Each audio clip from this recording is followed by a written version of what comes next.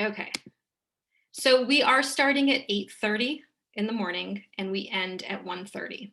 This is different than normal, and this is just for the rest of this school year.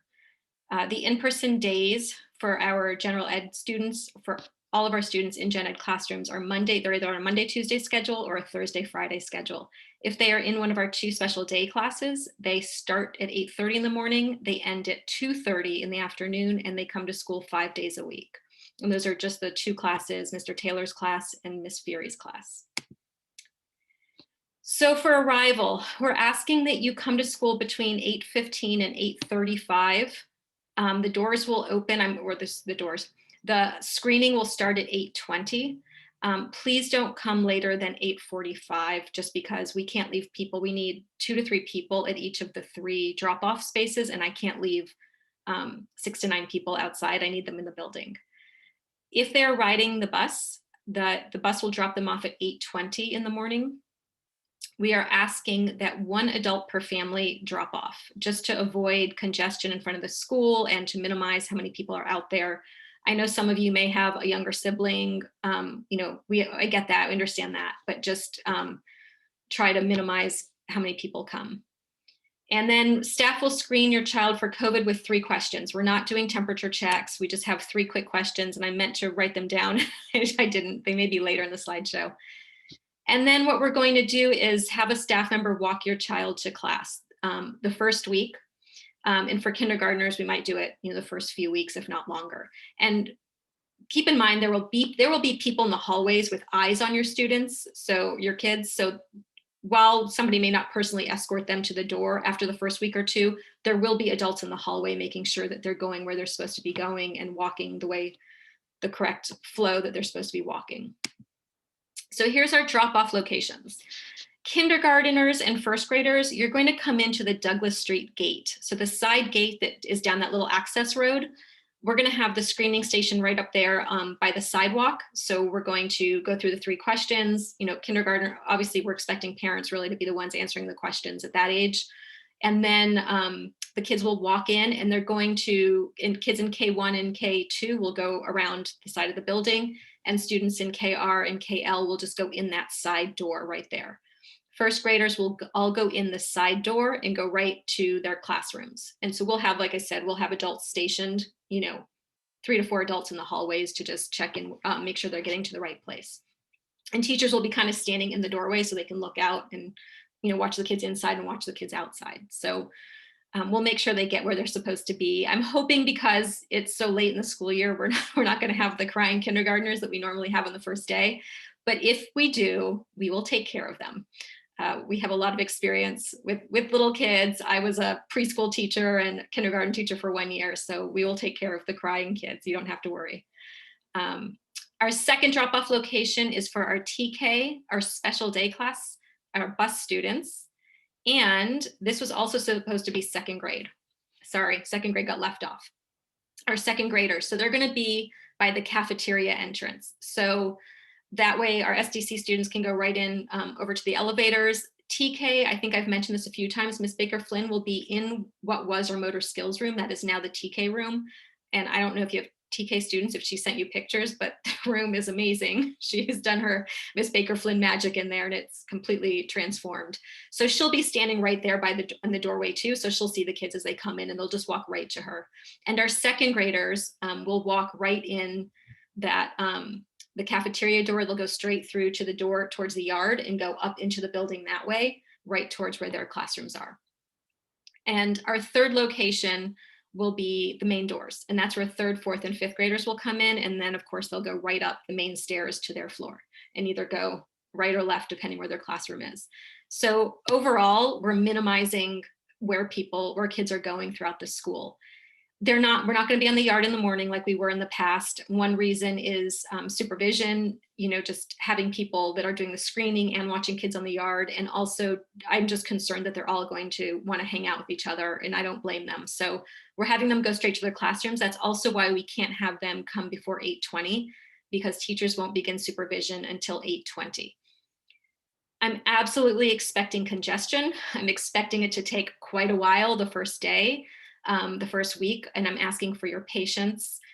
Of course, when you're lined up outside, try and keep your distance between the different families and be mindful of our neighbors and driveways and things like that. If you want to do a car drop off, we haven't really made arrangements for that right now. I'm hoping that it'll kind of be more of a walk up, but I think maybe when we get to the 3rd, 4th, and 5th graders in a week, we'll be able to, because they're coming right in that main door, we can probably let them out and they can just get in line by themselves. The other thing to be mindful of is not hanging around after you drop off your child. If you can just drop them and move on. And the other thing I wanted to mention is parking. It's already really difficult because people in the neighborhood aren't necessarily going into the office right now. So there's a lot more cars than there have been. And Monday, the 2nd and 4th Mondays are street cleaning. And that means this Monday coming up. So the first day is going to be street cleaning, which means parking is much, much harder than normal. So just keep that in mind, park a few blocks away, have a nice little walkover in the morning. Or of course, if you can walk from home. There is a quick video about riding the school bus. I know not a lot of our kids ride the bus, but we are going to watch it anyway.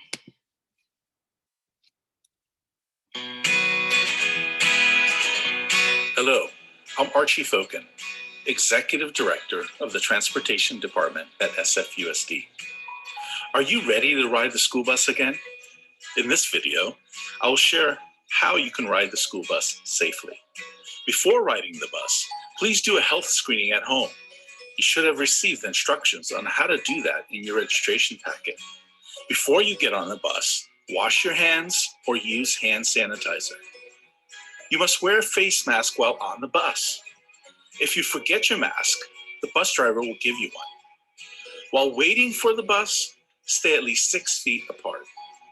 The bus driver will load the bus from the back to the front and unload the bus from the front to the back. This way, you don't have to walk past any other students. You'll be asked to sit next to the window and to sit alone. If your siblings are riding with you, you can sit together. Try to sit in the same seat every time. Windows will be open to promote air circulation as weather and safety permits. Remember to dress comfortably for the weather. If your child has an IEP, your case manager will forward any special accommodations to us, and we will instruct the drivers. If you have questions, please contact your case manager. For more information, see Students in the Special Day Classes video. I hope that I've answered your questions about riding the school bus. We look forward to seeing you. Okay, short and sweet. The classroom setup is made that way to keep everybody safe. Desks are spaced the 4 to 6 feet apart, and they're all facing the same direction. Students will sit at the same desk each day. There's a sharing of instructional materials. Everybody's getting their own little kind of shoebox size bin with their own individual supplies. So glue sticks, scissors, pencils, anything they need will be theirs. And so if the students that are there Monday, Tuesday, after they use their supplies, it'll be put off to the side for when they come in the following week. And the Thursday, Friday students will have a separate box. And in areas where students gather or wait in line, spots will be marked every 6 feet. And the only time that I'm anticipating them to be waiting in line is when they're being picked up from recess. Other than that, they really they'll be in their classrooms most of the day. This is some pictures of the typical classroom layout. Obviously, this is not Alvarado. This was from another site. Excuse me.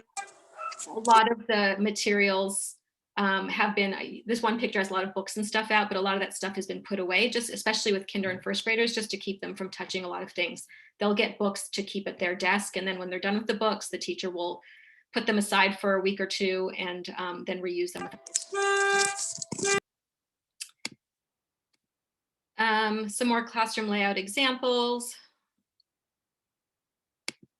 And some of our teachers have, now that we have a better sense of how many students are coming, they've moved the desks a little bit to make some space in the front so that we can have students on the floor still 4 feet apart, and they can have a little bit of a community circle, which is nice. Here's just some examples. Obviously, once again, not from us. We have bins kind of like this little plastic bin here. And anything they need, like math manipulatives, they'll get their own individual set to use. Eating meals. Everybody has the option to get a school lunch and snacks for free this school year.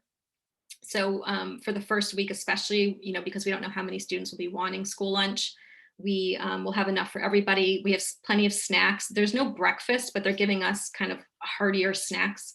So of course, any student who's hungry, we have food for them. Students can absolutely bring food from home. They can bring their own snacks, their own lunch. They just can't share. So if they don't want school food, no problem. And lunch and snacks are going to be delivered to the classrooms on these mobile serving carts. Students will eat in their classroom. Yes, of course, with their masks off.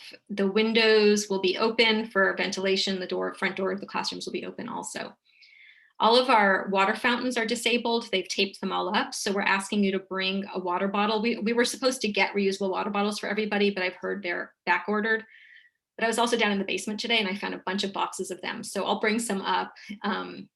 I think they were from some event a few years ago. So we do have a water refill station down by the cafeteria. So we'll still figure out the logistics of, maybe when the teachers pick them up from recess, they can go refill their water bottles. But if you could just fill it up every day before they come to school, that would be helpful. Eating and drinking is the only time students can remove their masks. They're even supposed to wear their masks when they're outside at recess.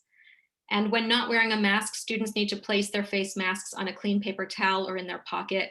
I also bought little neck lanyards, like mask lanyards for everybody. So we can give them one of those and they can kind of just dangle it. Although, of course, there's a chance they get food on it if they do that. So it's kind of up to them, but that's an option also. And students do need to stay in their own stable group, their little cohort. So when they're on the yard, they'll only play with their class group. And then there is a menu online. I tried to find a printable version to print out and send home and I couldn't. So I'm assuming student nutrition will do it. If not, you'll have access to this and you can find it. I know it sounds kind of like a minor thing, but we do want kids to eat lunch. And so it is important that they know what the school lunch is, because we often get students who are like, oh, I don't want that. And then they don't have anything to eat. So especially if you have a pickier child, just please make sure that you go over the lunch menu with them so they know what to expect. Recess will be outside whenever possible. So we currently have a morning recess, kind of. We have 2 recesses scheduled for every class. Some are in the morning. We do have one that's kind of, I think it's the TK Kinder, because they're eating. Their recess is a little bit earlier. They're going to have a later afternoon, will be their second recess. Teachers can give them some free choice playtime in the classroom, but it'll be kind of more at their desk on their own. They can, of course, chat with their friends or whatever, but they can't really share the same blocks and toys. But I think some of the teachers will be doing that. If we can't be outside for some reason, recess will be held indoors, but with no physical activities. I don't know. I don't think we're going to get any more rain, unfortunately. I'm hopeful there will not be any fires where we have to worry about smoke. So I'm hoping we can just be outside the rest of the year, because that is what I think we really want, is for them to play together, to be outside together, and to just have some fun. Like I mentioned, face masks must be worn during recess. They must stay with their cohort. And we're going to rotate students through the 4 to 5 different areas of the yard. So I've identified the garden on the lower yard, the turf, the blacktop by the bungalows downstairs. Then upstairs, we have the dragonfly garden and the play structure. So the way it's going to work is Monday, K1 is playing in the garden, both recesses. I had grand plans to switch it for morning and afternoon recess, and I realized that's just too much management and scheduling, and it's just not worth it. So they'll be in the garden for Monday, and then Tuesday they'll be on the turf. The following Monday they'll be on the blacktop, and the following Tuesday in the dragonfly garden, and so on. So they will get to play in all of the areas throughout the weeks that we're at school. And for 4th and 5th grade, we actually split the yard into 6 areas because we wanted all of the classes to be able to be out there at the same time. So I think in the upper yard, what we did is the dragonfly garden, the basketball court, and the play structure. And for the younger kids, the walkway to the stairs to the lower yard is right through that basketball court. But we think the older kids can kind of manage walking around, whereas the little ones, we don't want that to be them to walk through somebody else's play area. So dismissal and going home, please come to pick them up between 1:25 and 1:40. Please try not to come any later than 1:45. I do understand this means you're going to be waiting in line. So if you're like, oh, I'll just wait till 1:50 so I don't have to wait in line, then we have a child sitting in the classroom for 20 minutes. So please bring your patients. Same thing, one adult per family. You're going to wait at the same area where you dropped your child off based on their grade level. And I know those of you that have two kids in two different class grade levels, go get the younger one first and then come get the older one. But we can't send them to be with each other. And I'll explain why in a second. Please don't go inside the school. We'll bring your child out. And I added this one: tell whoever's at the gate your child's name and their teacher. I know sometimes we know all the kids, we know you, but sometimes just that quick putting together child who you are doesn't happen as quickly as we would like. So if you just walk up and say, Bobby's mom and he's in Miss Ruiz's class, it just makes it a lot easier. So the tentative plan right now is we're going to have somebody at the gate with a walkie-talkie. We're going to have 2 or 3 other people waiting with the students. The teachers will be in the classroom with the students, but we'll have 2 or 3 other people in the hallways. This is for TK through second. And so the person at the gate will radio and say, I need Bobby from Miss Ruiz's class. And the person down there will stick their head in Miss Ruiz's class, say, we need Bobby, and Bobby will walk up. We're not going to wait for that one child to walk up before we call the next. We'll be kind of doing 2, 3, 4 at a time, keeping them spaced out, but also trying to keep things moving. That's the plan right now. We're going to see how that goes next week. We may have to revise everything after next week, but this is what we're going to try. And then 3rd, 4th, and 5th graders, I'm going to have them come downstairs and out to the yard, to the upper yard. They're going to sit out back there in their little, with their cohorts, and we will do the same thing from the main door. Somebody will call on the walkie, and they'll just have to come over the stairs. I did kind of debate dismissing 3rd, 4th, and 5th grade through the Eureka Street gate, but that'll be plan B if this doesn't work. All right, let me end this recording.